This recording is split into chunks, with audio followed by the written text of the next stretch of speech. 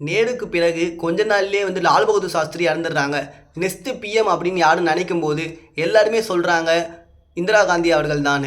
இந்தியாவோட முதல் பெண் பிரதமர் அப்படின்னா அது இந்திரா காந்தி மட்டும்தான். அவங்க வாழ்க்கையில் இந்தியாவுக்காக நிறைய முயற்சி பண்ணியிருக்காங்க.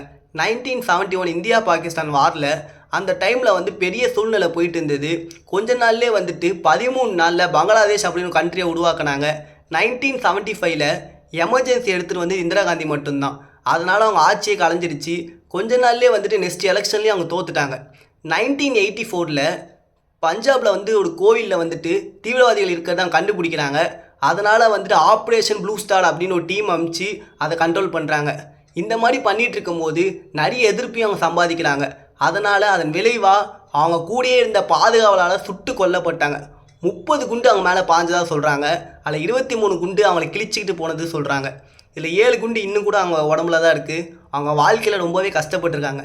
இதை பற்றி என்ன நீங்கள் சொல்லி கீழே கமெண்ட் பண்ணுங்கள். Bye, take care.